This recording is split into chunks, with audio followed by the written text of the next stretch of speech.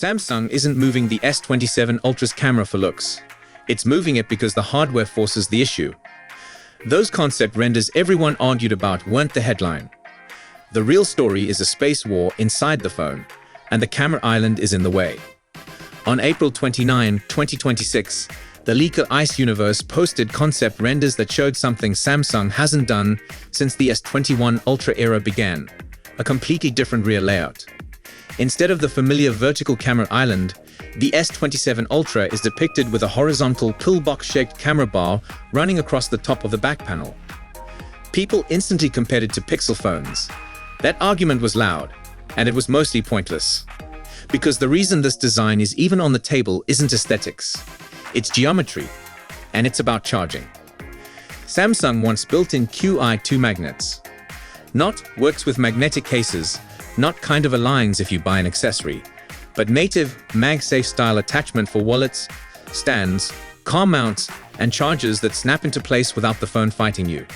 To do that properly, the phone needs two things inside the back: the copper charging coil and a ring of magnets positioned around the rear center. And the problem is simple. Samsung's current vertical camera placement sits right where those components need to live. This is the part the internet missed. The camera is moving because the center of the phone's back is prime real estate, and the old layout blocks it. If Samsung keeps the vertical island, the magnet ring either gets pushed off-center, shrunk, or compromised. That's how you end up with weaker alignment, inconsistent accessory fit, and charging that feels finicky instead of automatic. So the horizontal bar is a mechanical solution.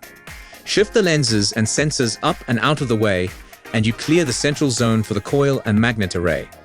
That's the same spatial logic that shaped the iPhone's internal layout choices over the years. It doesn't mean Samsung is copying the look. It means both companies are trying to fit the same parts into the same thin slab. And here's why that distinction matters. If the change is engineering-driven, it's more likely to stick. Design refreshes come and go. Hardware requirements don't. There's also a timeline clue here. Samsung reportedly tried to include magnets in the S26 generation and didn't get it over the line. If that's accurate, the S27 is the next attempt. But there's a catch. Costs are climbing, and features that add parts, complexity, and failure points become bargaining chips inside the company. If the component math doesn't work, Samsung could still push full native magnets to the S28. That sounds frustrating, but it's realistic. When you're building millions of units, even small per-phone increases become huge. And that's before you even talk about the chipset. Because the silicon story is getting more expensive too. Qualcomm has hinted that Samsung's next non-foldable flagship could use a new top-tier chip, the Snapdragon 8 Elite Gen 6 Pro. One report, shared by tipster Avishek Yadav, suggests that chip could cost more than $300 per unit. For comparison, the previous generation part used in the current Ultra reportedly sits around $240 to $280. That's not a tiny bump. Even if the exact numbers shift, the direction is clear. The flagship processor is trending upward in cost, and the increase is bigger than the usual year-to-year nudge. If Samsung eats that cost, margins get squeezed. If Samsung passes it on, the retail price rises. Either way, the bill of materials becomes a pressure cooker, and optional features like embedded magnetic rings can get delayed if they threaten the profit plan. Meanwhile, Samsung's own chip track is also shifting.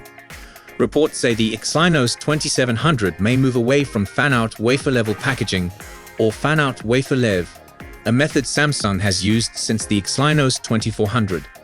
Fan-out wafer-lev can help thermals, but it's also complex and expensive, and apparently less profitable. Packaging decisions like that don't sound exciting, but they're part of the same theme.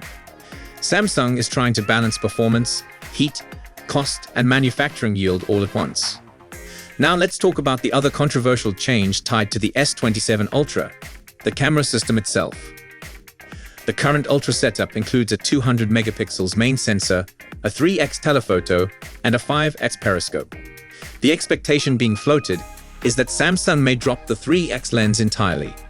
Instead, it would lean on the 200 megapixels sensor's resolution to deliver a 3x crop that looks close to optical in good light. This is where opinions will split fast, because both sides have a point. On one hand, High-resolution cropping is real. With enough pixels, a 3x crop can look surprisingly clean outdoors, in bright indoor lighting, and in the kind of scenes most people post online. It simplifies the module stack, reduces parts, and can free up space internally, which matters more than ever if Samsung is also trying to fit a reliable magnet ring and coil. On the other hand, a cropped 3x is not the same as an optical 3x when the light drops. In dim restaurants, night streets, indoor events, and quick-moving subjects, dedicated glass tends to hold detail and reduce noise better.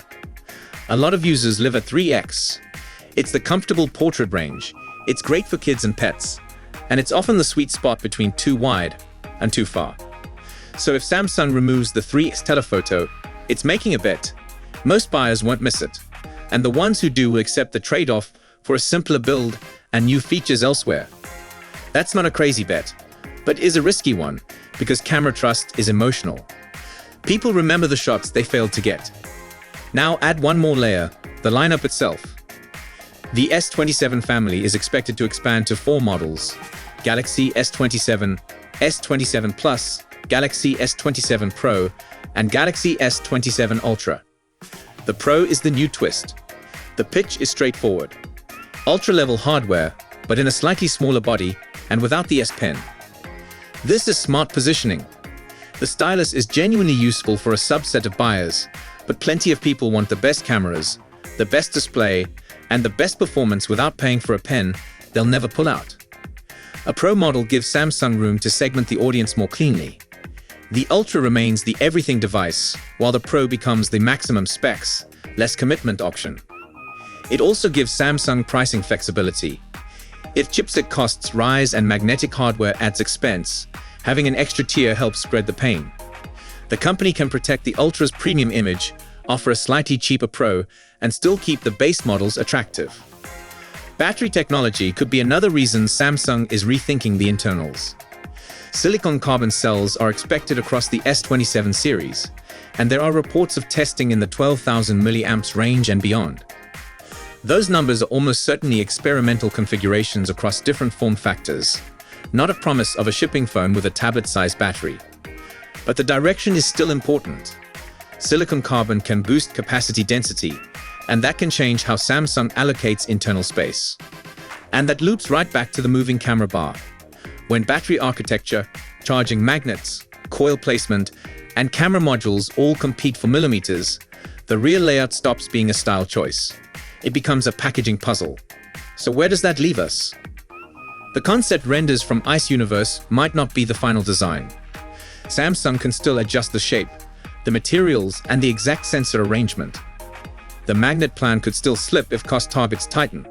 And the 3x lens decision, if it's real, will be judged the moment reviewers test low-light portraits and indoor zoom. But the bigger point is already clear. The Galaxy S27 Ultra isn't changing its back just to look different. It's changing because Samsung is trying to modernize the physical experience of charging and accessories, while juggling rising silicon costs and a reshaped lineup that includes a new Pro tier. As for timing, the expected launch window is January or February 2027, which means these internal battles are happening now, while the design is still flexible and the compromises are still being negotiated. So the next time you see a horizontal camera bar and the comments instantly shout pixel, ignore the noise for a second. The real story isn't who it resembles. The story is what Samsung is trying to fit inside, what it's willing to remove to make room, and what it thinks most buyers will actually care about when they pick the phone up every day. The S27 Ultra's camera bar isn't about copying a look. It's about clearing the center space for native Qi2 magnets and a cleaner wireless charging stack. That same internal squeeze may also push Samsung toward a cropped 3x zoom approach and a new Pro tier. Watch the geometry, the costs, and the compromises. If you could only pick one upgrade, would you take built-in magnetic charging alignment or keep a dedicated 3x zoom lens for better low-light shots? Tell me which matters more to you and why. So let me know in the comments section below. Thank you for watching. I look forward to seeing you in the upcoming video. Goodbye.